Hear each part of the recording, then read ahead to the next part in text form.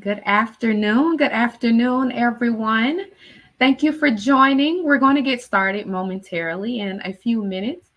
If you are joining us, go ahead and drop us a message in the chat and let us know where you are tuning in from. Do not be afraid to engage with one another. And again, we'll get started momentarily.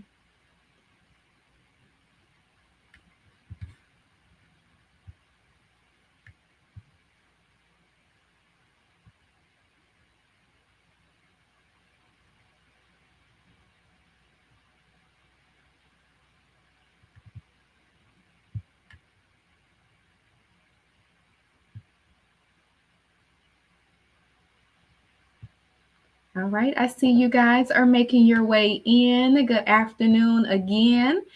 We'll get started momentarily. Don't be afraid to engage with us in the chat. It is a live chat.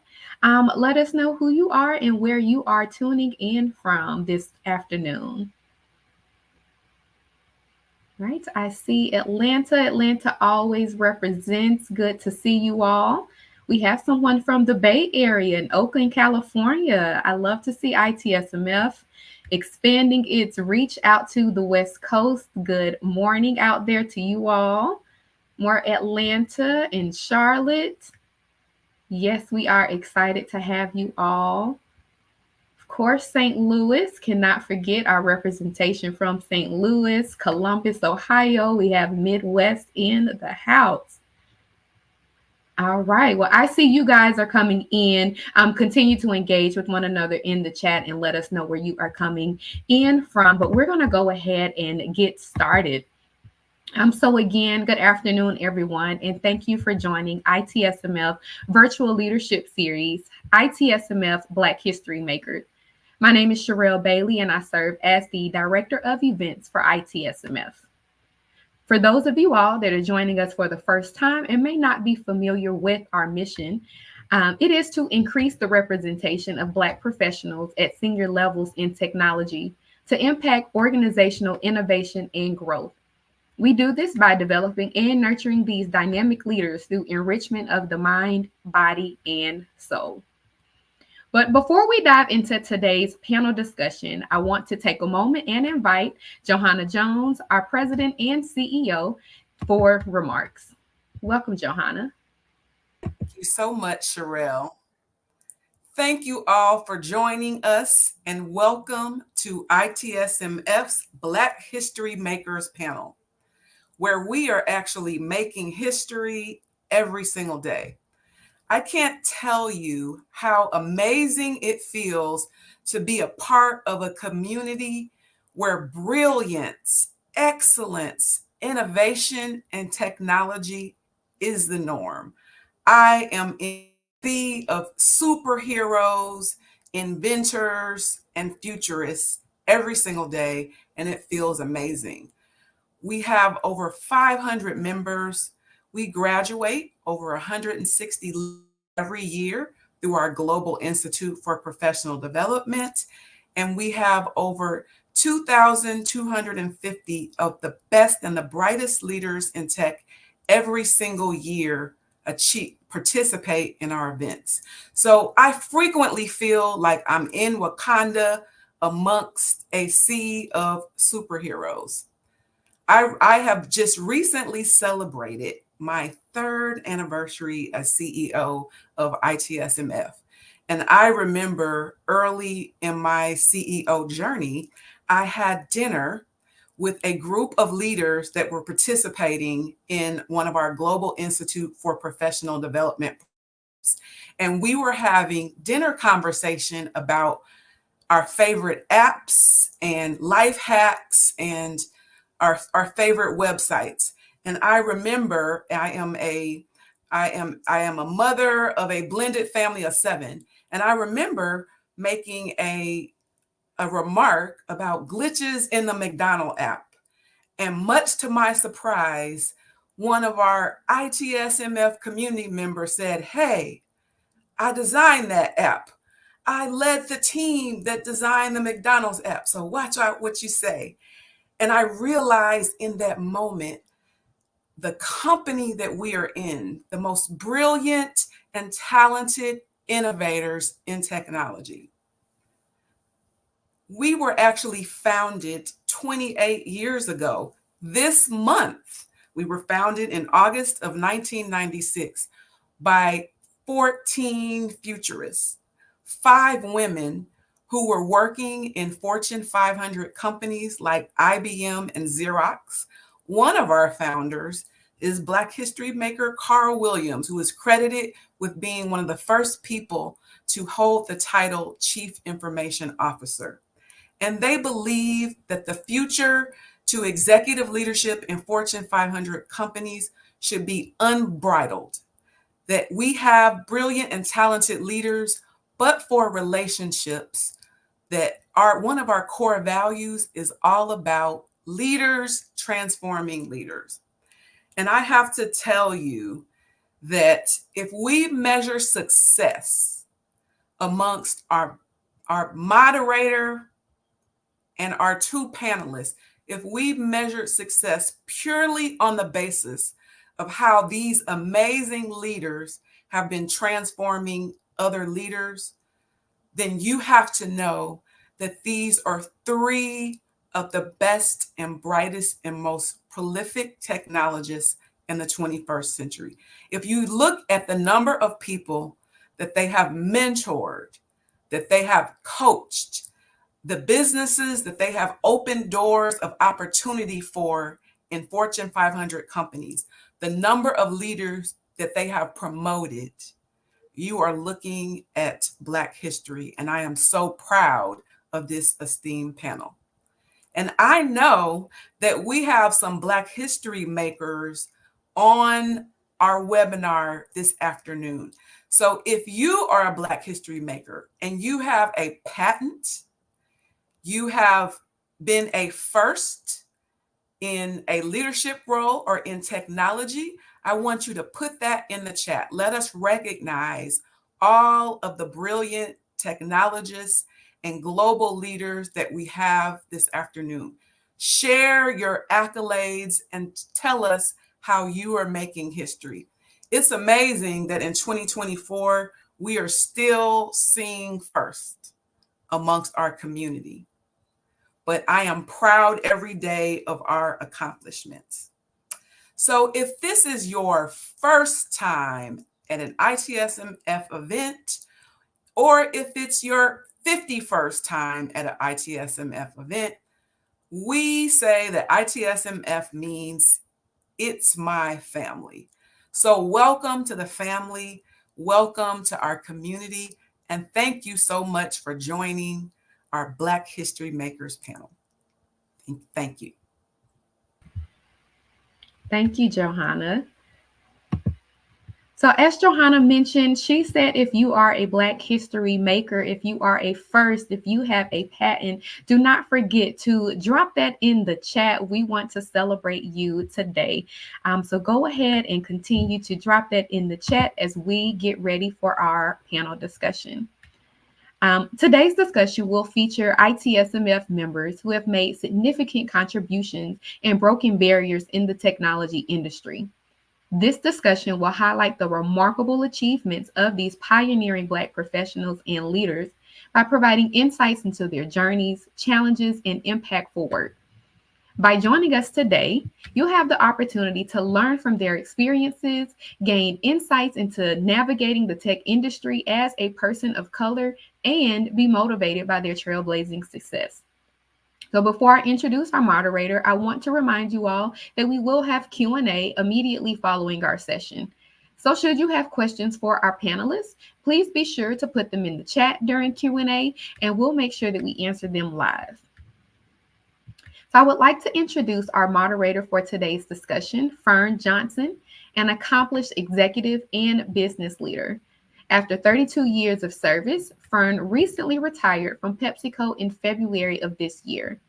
Her immediate past IT executive role was CTO Vice President, a role she held since January 2021.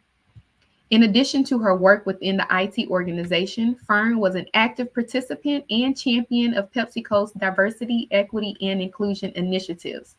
Her efforts in this area led to best practices and programs in diversity, which affected positive change, help advance the careers of hundreds of employees, and vastly improve the organization.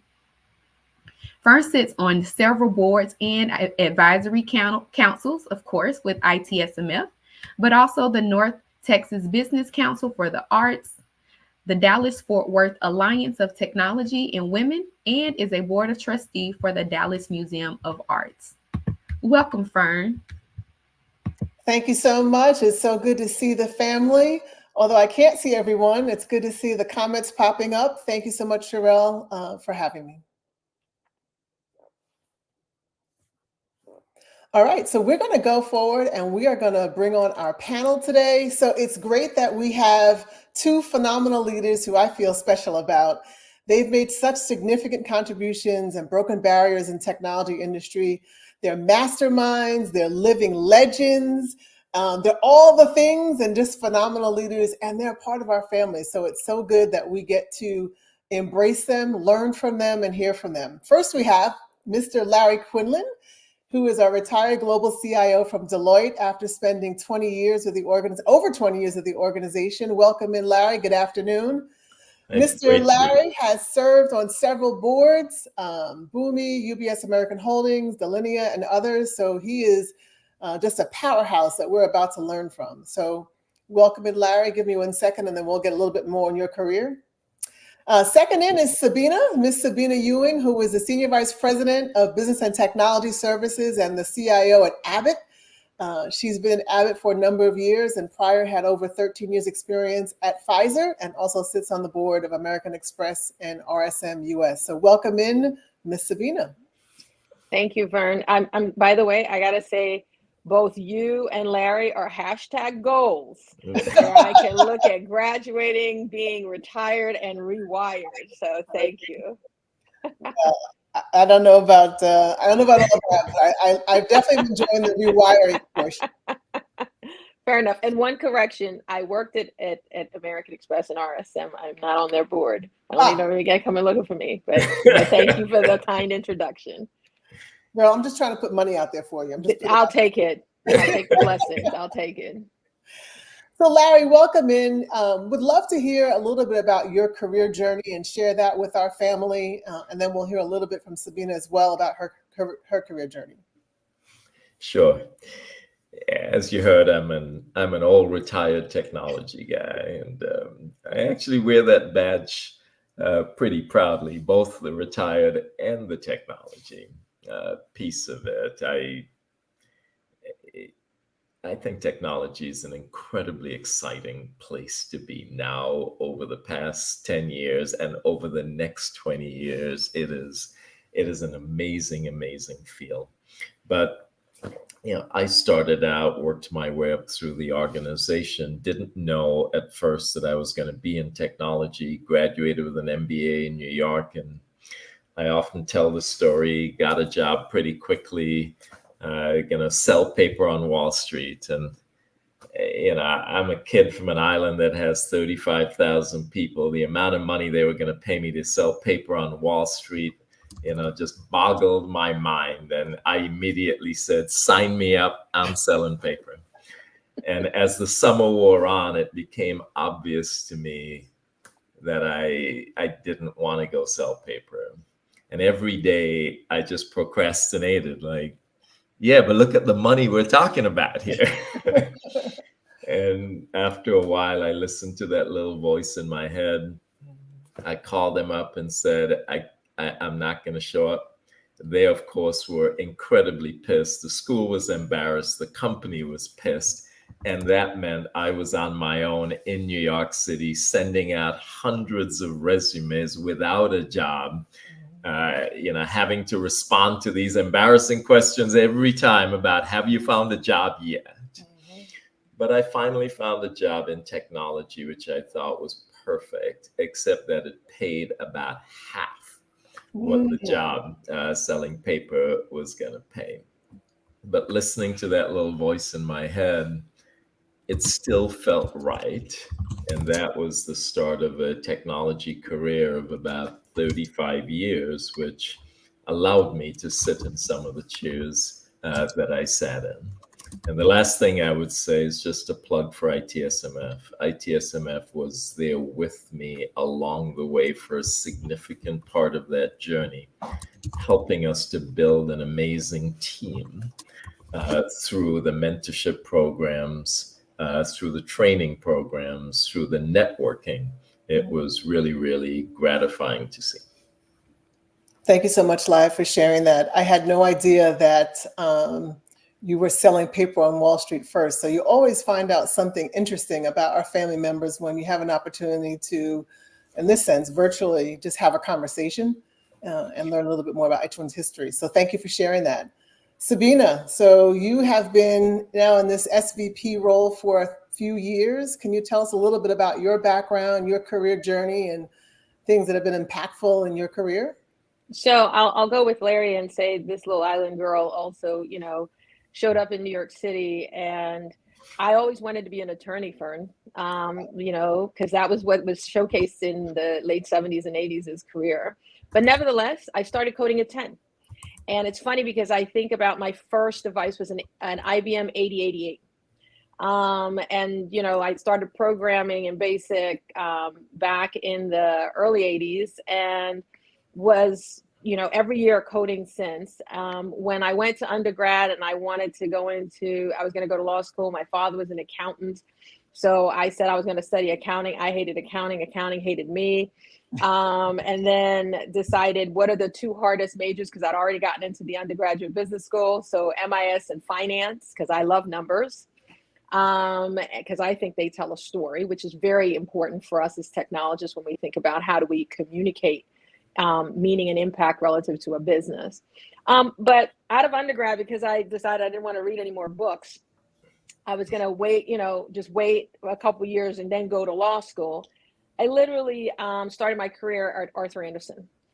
And so I was also in the consulting world. I started at Andersen, was a part of the advanced technology team, really building custom solutions. And then, you know, I've spent the last after the firm, you know, courtesy of Enron, you know, when they got indicted, I said I wanted to give back, because giving back, I think, is part of the ITSMF family in terms of giving and paying it forward. And I'd been trying to figure out what do I really feel would give impact. So I became a New York City public school teacher. I taught 5th grade in the South Bronx as a New York City teaching fellow.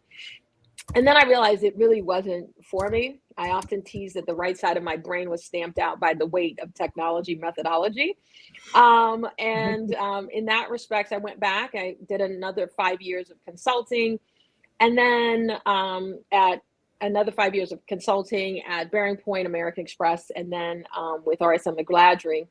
And then I, interestingly enough, was introduced to life sciences, and I've spent the last 17 years in life sciences, first with Wyeth, then with Pfizer, and most recently with Abbott, all of which has been increasing roles around technology. I often share that part of it is the preparation for the journey and making sure that you're focused in on excellence. And, you know, to Larry's point earlier, there's no better time, absolutely no better time to be in technology than now.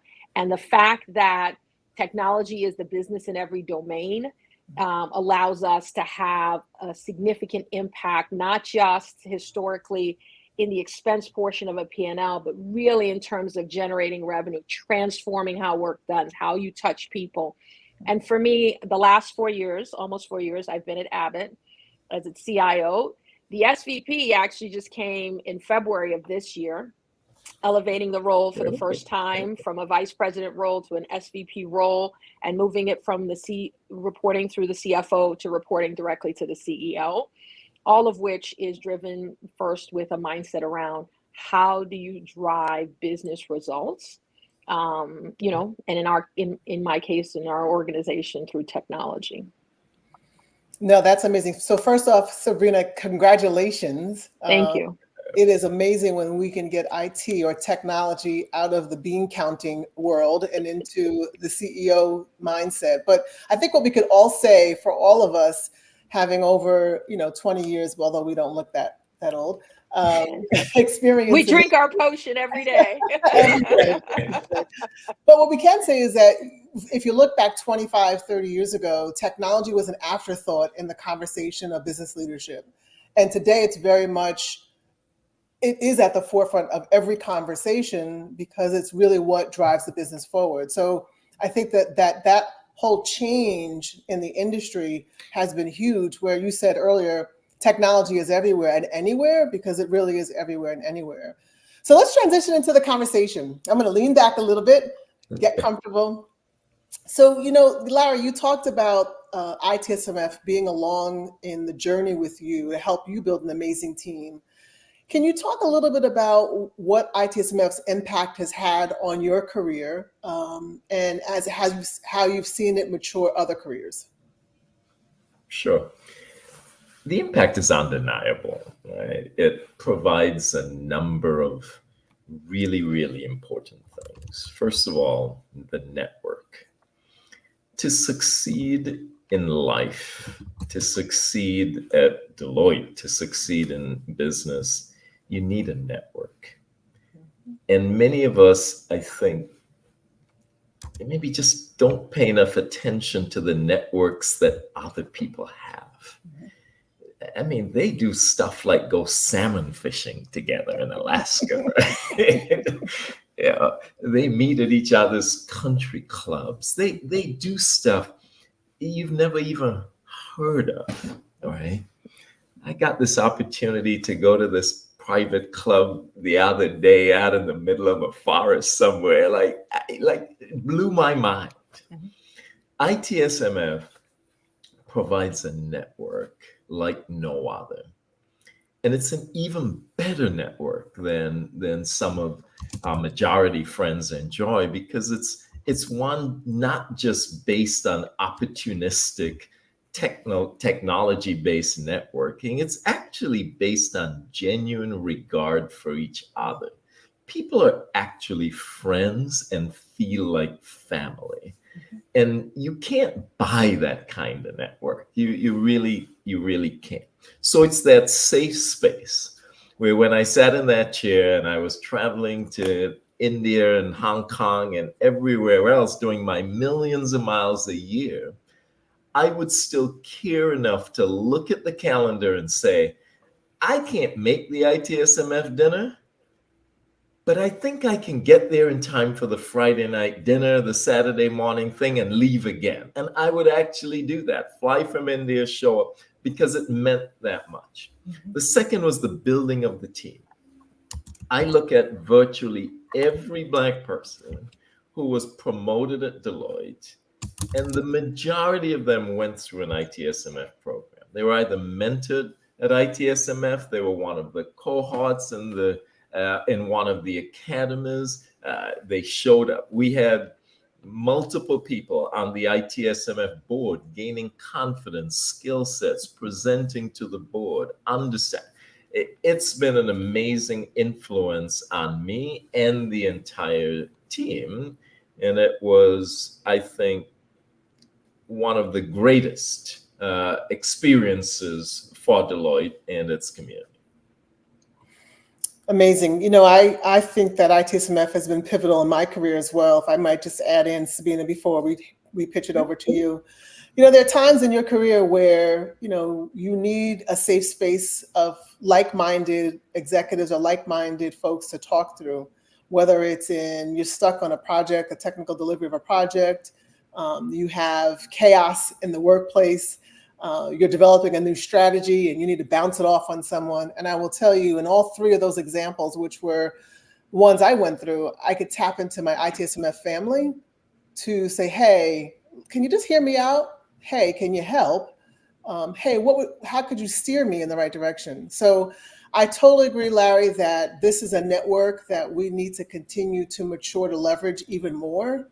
And even greater, because there is hidden gems all around us and hidden gems within our network of ITSMF. And if we're not tapping into those folks, why would we not tap into our family first? So I couldn't agree with you more that we have all that we need in terms of resources to help us be successful executives and deliver Black excellence is right here in ITSMF, and we should be tapping into it. So it helped me, it helped you. Sabina, how has ITSMF helped you in your career journey? Yeah, it's interesting because I came to ITSMF much later, right?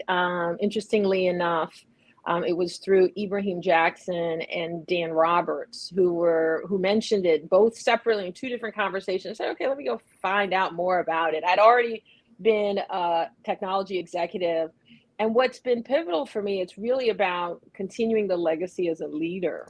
So irrespective of when you find ITSMF, the fact is community matters. Just what you talked about, Fern, community matters. And so for me, it has been a function of, to your point, Larry, as the African Americans in my org and those that are not directly in my org, but are tied in around technology, like on our, security front, et cetera, serving as the sponsor, one, introducing it in any opportunity that I have, two, and then sponsoring folks in, and creating mechanisms around connecting folks for community because of what it means and what you just talked about, Fern. It's being able to have that small chat, that text group that you can text, right? And you all can celebrate each other. You all can talk through those challenges. I think that in and of itself is highly important because, as Larry pointed out, he mentioned network. And I remember thinking about networking in the construct of the 90s, people who would shove a card in front of you and 2 weeks later, you had no idea who or what that card was tied to. There's a difference in building meaningful relationships, right? Because I often say you can push yourself based on pure competence to middle management. In order to move beyond middle management, you have to be pulled up. And you get pulled up based on networks. And you really want to have diverse networks to help support you in that. So whether it's internal to your company, external through your affiliations and community engagement.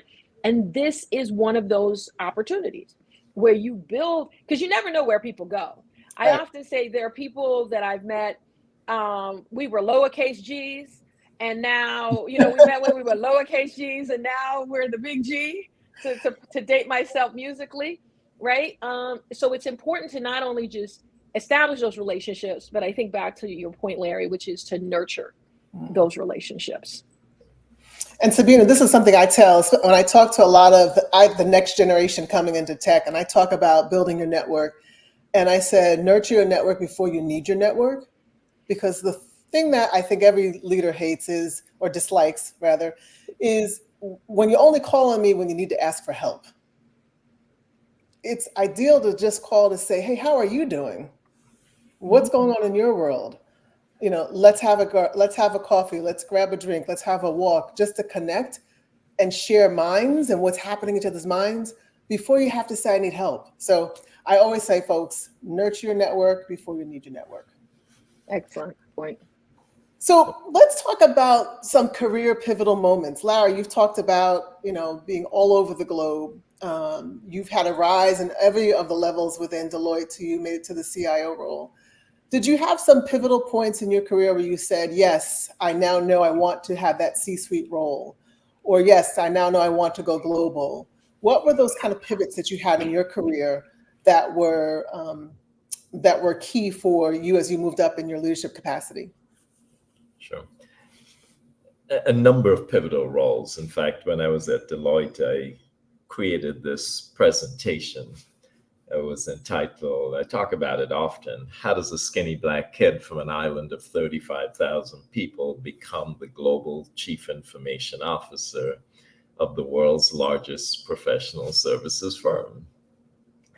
And, people, you go through all this stuff, you take risks, presentation, et cetera, et cetera, et cetera. But it turns out that when I analyze it, that really wasn't the punchlines. When I look at those pivotal moments, having joined Deloitte a year after, I actually joined a predecessor firm, Tushra, so I am really dating myself. But, a year after, got called into a room and it was, hey, we're moving out of New York City to a place called Hermitage, Tennessee. right? And we're merging two firms, Deloitte Haskins and Sells and Touche Ross. And, you know, what's the good news? Well, Larry, you haven't done that much damage here yet, so we have a leadership role for you in Hermitage, Tennessee. You know, and for me, you know, all I knew was New York City, having come out of the Caribbean. You know, New York City was the world. That's where you could get Caribbean food. Like Hermitage, Tennessee, I'm not sure. Plus, I was sure there was an unwritten rule that said people lived in New York City don't move to Hermitage, Tennessee, especially if you don't know where the hell it is, right? Very true, very true. So I immediately just said no, and I had a boss who really talked to me about becoming a leader in one of the largest professional services firms and what that meant. And when I came up with excuse after excuse, was patient enough to work with me until I found myself on a plane, you know, going house hunting. Hermitage is a suburb of Nashville, you know, house hunting in Nashville, Tennessee. And when I lost the faith a few years later and was thinking of leaving, you know, I had another boss who came to me and said, "What would you want to do instead?" And another opportunity opened up, and he shepherded me through that opportunity, which then resulted in me becoming, over time, the Chief Information Officer for Deloitte Consulting and becoming a partner in the organization. And fast forward, global CIO for all of our businesses. So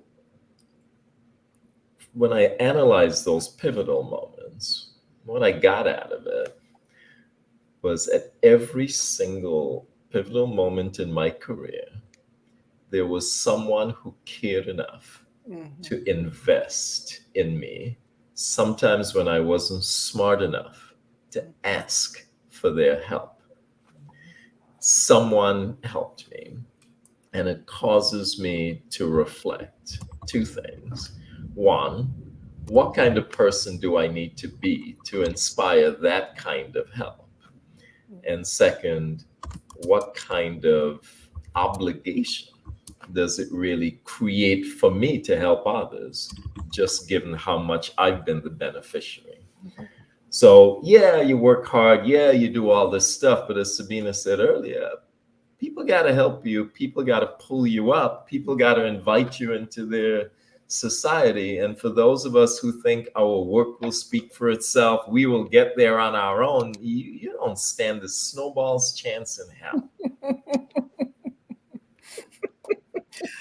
And that was the mic drop from Mr. Larry Quinlan. I was going to say that's hashtag retiree. Let me give you the translation, okay?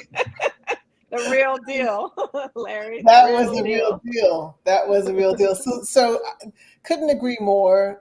People are at the root of us being successful, and people will bring us and pull us along, as well as how can we give that back. So Sabina, your pivotal career points, was it about people? Was it about PPT, people, process, technology?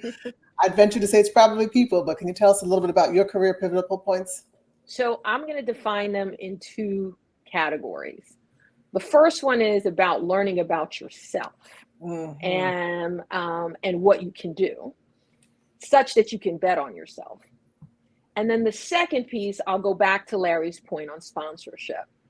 So I mentioned in my career journey that I left Anderson. I was partner track, fast track, manager at 25, and made the decision to become a New York City public school teacher, to become a New York City teaching fellow, which was the craziest thing.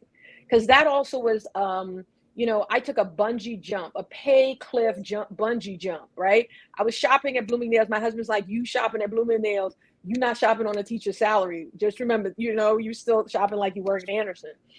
And what was interesting was that in that moment, I spent that year as a teaching fellow, and I decided it wasn't for me. And there were moments in learning about, I had gone into teaching thinking I needed a better quality of life as well and settling down. And then I realized it's really not the work, it's how I show up and how I choose to work. Because I worked harder as a school teacher than I ever did on all those custom developments where you taking naps in the bathroom or your car while you're coding and debugging and all those things. And so I learned it's about me and how I do my work and how I want to show up. And what I also realized is that I made a decision that I was going to leave and go back to consulting. By the way, fast track, all the people that were with me are now ahead of me 1 year. The people who were behind me had caught up. Mm-hmm. And so in the moment you can think, well, did I make the wrong decision in leaving? Well, here goes. In my career journey, why that's one of the most pivotal things is because I learned that I could bet on myself, go do something, come back and thrive. And it changed my risk profile. As the daughter of an accountant, I was risk averse, played it safe, did all the, dotting of I's, crossing the T's the safest way. Now I learned that I could bet on myself and go after things. So much so that the risk averse young person was willing to raise her hand to go lead and establish a business for Pfizer and the technology organization and move her family and live in Shanghai, right? So I think a little bit I'll also mention here relative to the point Larry made about heading off to Hermitage is the fact that you have to know if you're mobile, because opportunities will knock on your door and you need to have a succinct answer, just not a waffling one, and one that can say not yet or not for a certain period of time. So the pivotal moment was learning how to bet on myself, how to learn to pour, because you're going to pour yourself into your own shoes as a journey of your leadership. But then here's the other piece. I'd gone back into technology. I shared with you, I was at Wyeth. Pfizer came knocking to acquire Wyeth. And I said, and I raised my hand, because there are moments when you recognize, you know what, if I know I could do something, raise your hand and put me in the game, coach. Because what's important in careers is having visible, important, and complex work that represent your opportunity to shine and give you some headlines. And so I raised my hand to go in on the integration activities, because I did not want to be a number, having worked in consulting on acquisitions, right, M&A work. And so I stood up and did that, gave me an opportunity to be visible, gave me an opportunity to show what I could do. And then I signed up for an initiative after that where everybody else was running away from it. Now, that's just my style. I'll go, charge the biggest waves. As long as I don't drown, I can always come back to shore and take the next wave, which I'd learned going and being a fifth grade teacher in the South Bronx. And so that opportunity of raising my hand for the acquisition led to raising my hand for a project people were running away from, but it was extraordinarily important to the CFO and the newly named CIO at Pfizer. And I'll never forget 2009, after that program was going well, CIO pulled me over, having a conversation. I missed about 5 meetings when he pulled me over just to sit down and chat. And he said, what do you want to do next? And I said, I could do any job around your table. You know what job I don't want? I don't want your job. Because I thought being a CIO was all politics. It required a certain type of schmoozing, a certain type of network, dealing with all kinds of things. And you know what he did? He made me his first chief of staff ever. And that experience demystified the role of a CIO of a large scale enterprise, such that 2009, I said, I'm not interested in being a CIO.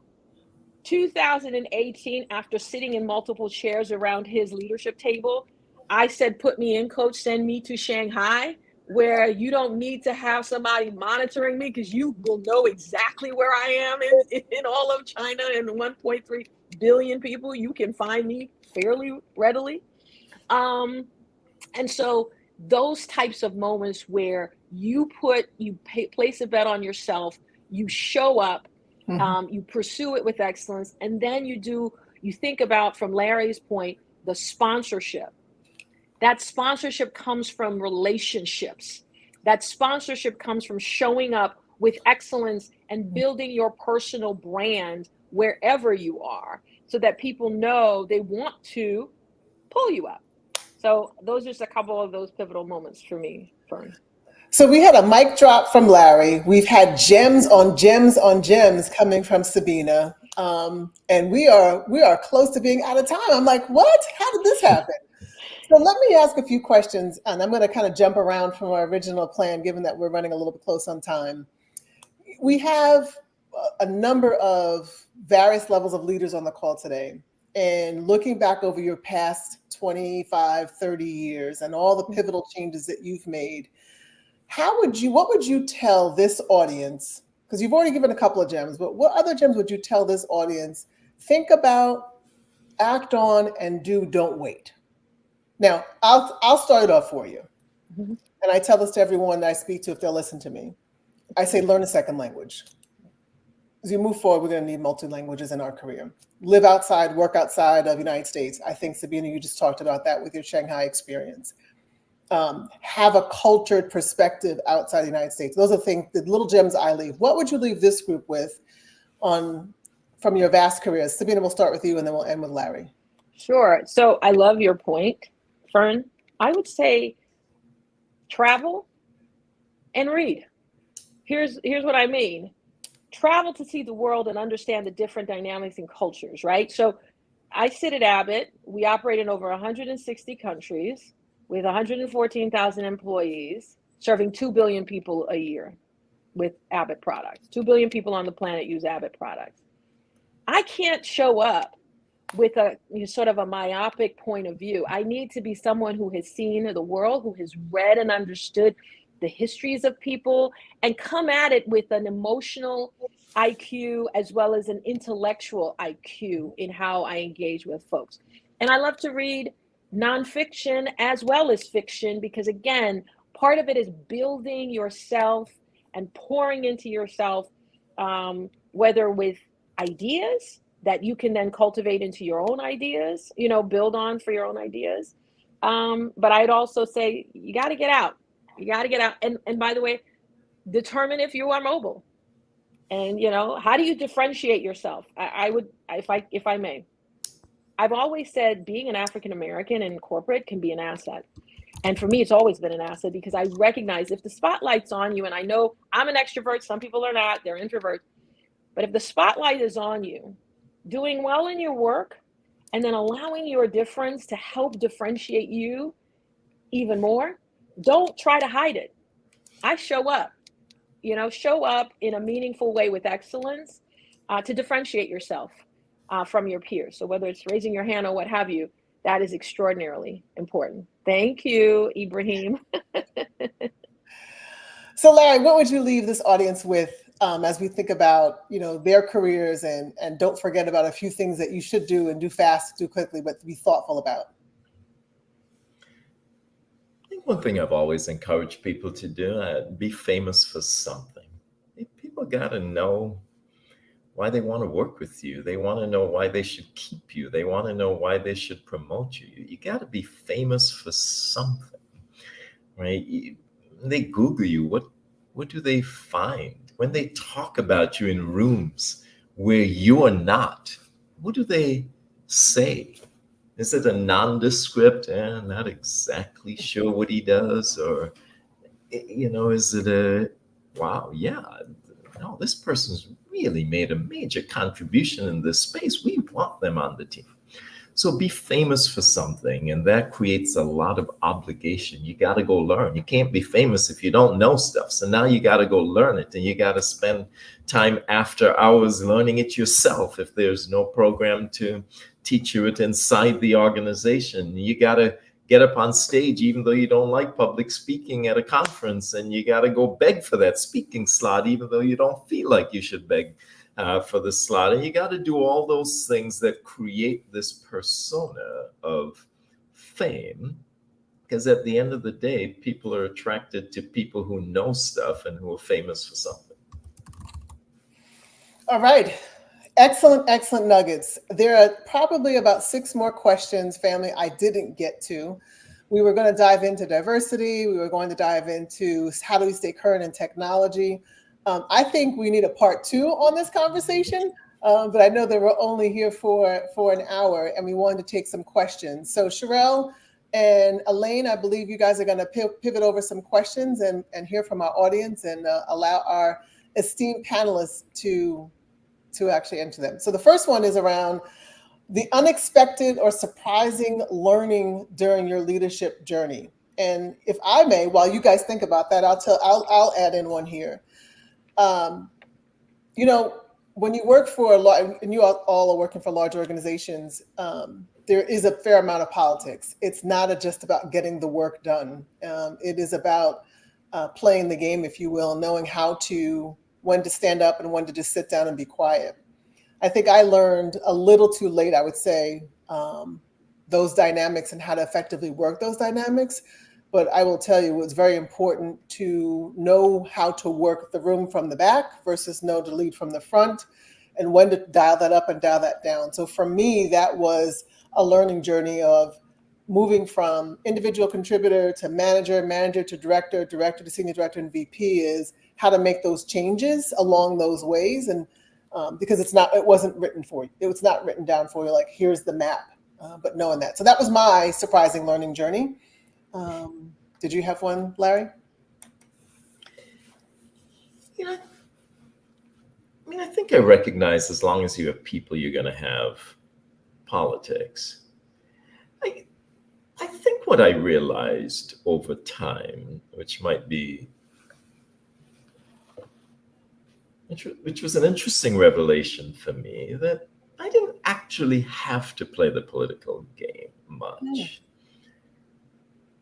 That if you deconstructed the political game, unless you were dealing with sociopaths and really malicious actors, of which there are some in organizations, if you were dealing with relatively normal people, that it was really important to build relationships and have them understand that you had their best interest at heart. That even when you were opposed to them, that you would actually show up, talk, and listen. And if you did not agree, explain why you didn't agree, but explain how you had their best interests at heart. That most people were actually predisposed to working with me. Now, when you did run into the odd sociopath, you had to have a strategy for dealing with it. And half the time, that wasn't political, that was just warfare. Right. But for most people, I think treating people the way that you wanted to be treated actually stood me in good stead, rather than what I saw a number of other people doing, which was a lot of the scheming and the political maneuvering and that kind of stuff, which I just kind of decided I wouldn't do. And somehow it worked. I'm not suggesting it would work for everybody, but I think people just genuinely felt, this guy's never going to stab me in the back. At the end of the day, it's about how you make people feel and how you treat others. It goes a long way. I'm sorry, Simi, I didn't mean to cut you off. No, I would echo your sentiments, Larry. There are a couple of things that I'll add, which is around your values, because I do believe that when you recognize your values, you hold true to your values, and people see that as a mechanism of your integrity, then they know how you're going to show up. That's number one. Number two is, I have learned the insight that it's really important to bring the key relevant elements of your background and your learnings into the fold. So for example, I remember when I met my husband, he used to say, you roll like a dude. Well, I was in IT and I was hanging around with a whole bunch of guys. So I wanted to make sure that I fit in a certain way, right? And then I realized, wait a minute, I don't have to do it that way. I can bring in my femininity to make sure that I can show up and be, the relevant, authentic elements of my personality in how I came to the enterprise. Number one. The second piece would be, as a kid who grew up in New York City, I often use, one of my superpowers is my ability to take what I learned that we call street smarts and traversing that into the EQ, IQ I talked about, right? Because the same ways that you have to think about navigating, and you build muscles, right? Especially as a person of color, if you're in any situation where you're a minority, you build these muscles that allow you to traverse and be successful in that environment. Recognize those muscles and how you exercise and flex them as necessary in a corporate setting. As I said, if you want a New York City subway and you hear a sound, that same sound, based on how your brain processes, means just close your eyes, get off the next stop, get to the next car, just ignore it. It all same sound, but there are reactors from it. And so as you grow in your career, you start learning about human beings and the dynamics. You see patterns of behavior. You spend time, because I talked about sort of traversing the world and reading and understanding how human beings engage. And how do you connect? Because the more senior you become, you are a leader of leaders. So how do you connect and inspire and motivate and allow them to flex and grow their wings, just like you were allowed to grow your wings and your own skills? So all of that I've learned over time in the leadership is, it sort of connects dots back to how are you thinking about your values, and then how are you bringing those lessons that you've learned as a person of color traversing a majority environment into how you connect and engage with folks. But you got to do the work. I think the first thing I say, you've got to do the work. Nothing gets handed to you. You have got to do the work. All right, so phenomenal. There, like I said, I am vying for a part 2, and from the comments coming in, it sounds like we have others who want the part 2. So we have time for just one more question, and we'll take the question from Christelle. Thank you so much. This is around failures that we should avoid as Black professionals in tech, and also how do you turn a failure in that setback into set up for success? Can I just offer this up? And again, I welcome, Larry, your perspective. We carry so much that is so heavy. I mean, I got to tell you, I left being the third person Arthur Andersen ever hired into the consulting practice in the Mid-Atlantic region. I put so much pressure on myself that if I failed, I would be closing the door for every other Black person for the next decade. That's heavy weight. And the work that you do daily is enough. And so what I would share is, anytime I've had a setback, it has been a learning, and you have to acknowledge when you've had that setback, what is this teaching me? What should I be taking away and learning, such that I am in a position to do better and serve better? What you do in your footprints will be the legacy that you help others along with, versus boxing in, But I will say this, which is what I tell my 20-somethings godchildren. The workforce tells you they want your authentic self. Go back to my point where I said they want the relevant aspects that are contributing to it. So the fact that, you share TMI, you got to learn over time how to share pieces of who you are, while at the same time, helping people to get to know you, right? Feel that connection, that people part that we've been talking about. And so I tell us, we think, oh, everybody says, share your authentic self, and everybody out here talking everything. I'm like, little TMI, learn to build the muscle of discretion and judgment in building those and sharing those pieces of yourself that allow people to connect and know more about you, or feel connected to you. Sabina, awesome, amazing response. Larry, I'd love you to chime in on if you've had any failures and some examples, and how do we avoid them being in this tech space where we feel as if we're carrying the weight? Yeah, I think as Black professionals, the failures that we should absolutely avoid it is the failure to create effective relationships inside and outside the Black community professionally. And I'll just expand quickly. Some Black people don't want to create the network inside the Black community where they work, because they feel like maybe they'll be judged that way. Huge mistake. People are watching you. It's if you can't be trusted to even build a network with your own people, why would anybody else trust you? But then there are those who only want to have lunch with Black people. Huge mistake.